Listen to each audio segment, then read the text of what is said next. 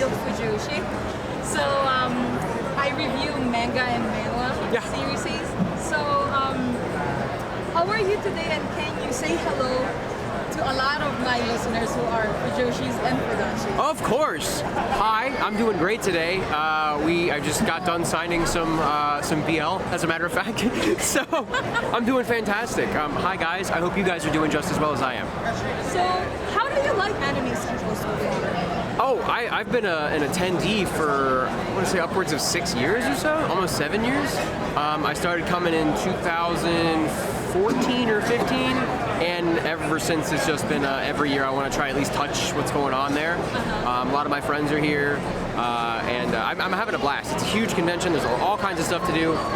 Only thing is, I don't get a whole lot of time to take it all in. You know, I think I get an hour or so after this to be able to walk around. And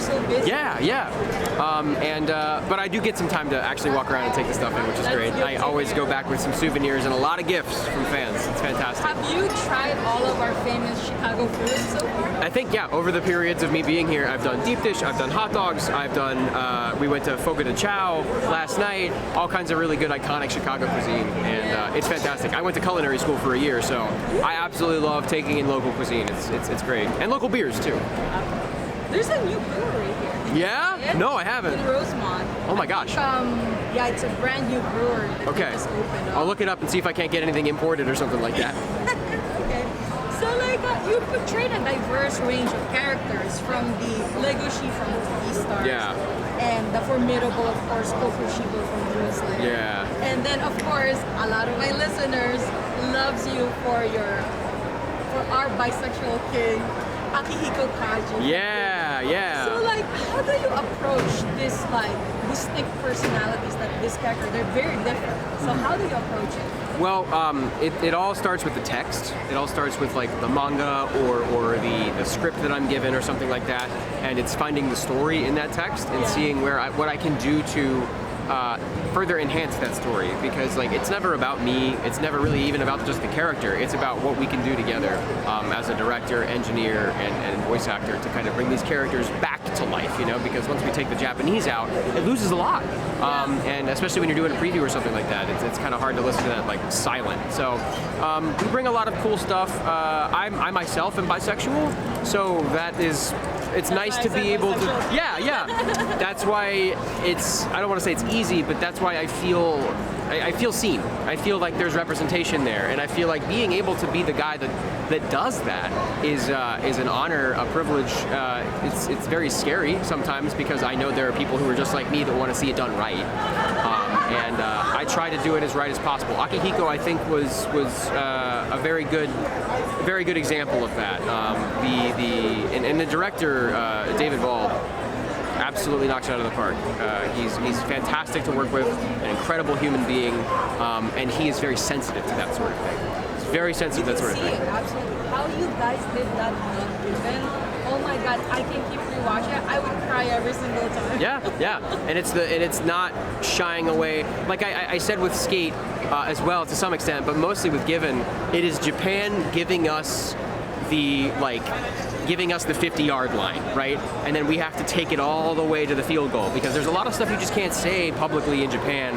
There's a lot of the BL that's on like the Comic-Con circuit and things like that. But that's very private and that's very clandestine. But something as big as Skate or Given needs to have that, you know, we have to take it the rest of the way, right? They're pretty obvious about it, but like we can make it very obvious what the story is about, and I feel like that's what we were managed to do. You did. Thank you. I'm glad. Fantastic. So you also voiced Kokushibo from Demon Slayer. Yeah. And Katakuri from One Piece. Both are very formidable, you know, villains in a sense.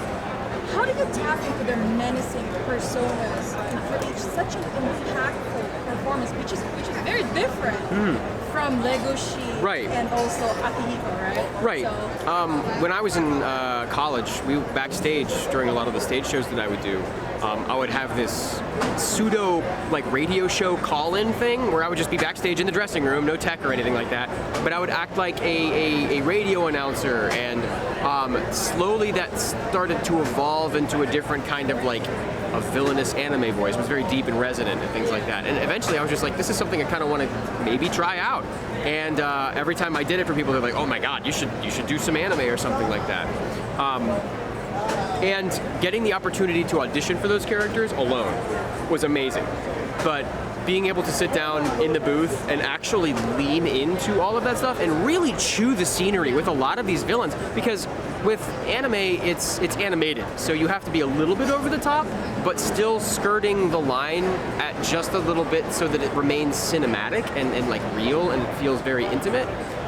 That's what I really, really like about playing anime villains, and getting to voice Kokushibo, who is also, like, Katakuri is my favorite villain in One Piece, but Kokushibo is my favorite villain in Demon Slayer.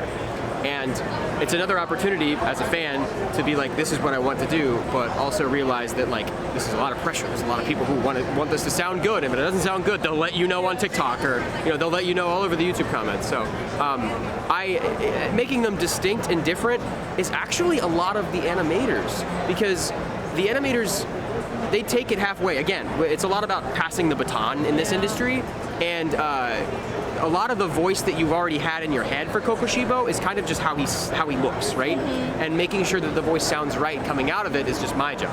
And Katakuri and Kokushibo are two different characters, very different characters. And when they sound different when they're next to each other, but I feel like that's just because I'm informed by the animation, informed by the text, informed by the manga and stuff like that, and it just kind of ends up that way in the cake bakes itself. You know what I mean?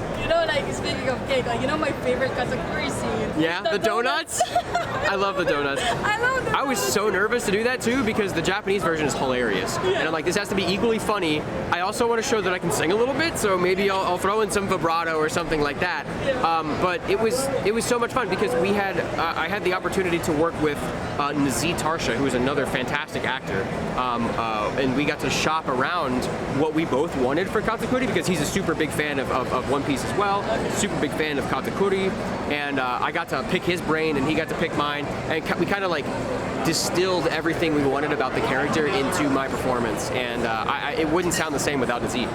Good. So, was there any challenges that you faced voicing characters with such unique storylines like this? I guess the challenge is finding the story, is finding the story for me, because there's the story that's in the text, and the story that's the natural arc for the character. But there's also a story of what does this character mean to me personally, because once you start to get a little bit attached, don't get attached when you're auditioning. Please don't, because you may not book it. But once you get cast, you start to get attached, and you find that emotional attachment, and you find what makes the character real to you. Kokushibo, that's a big arc on loss, a big arc on like transformation and becoming something new. Katakuri is a big arc on honor and discipline. Legoshi is a big arc on discovering who you are as a person, even though you are a wolf, right? Being somebody who you don't feel, it's discovering what the story means to you. And that is the hardest part, I think, about like doing anime, because the story already means a lot to you because you like the show, right?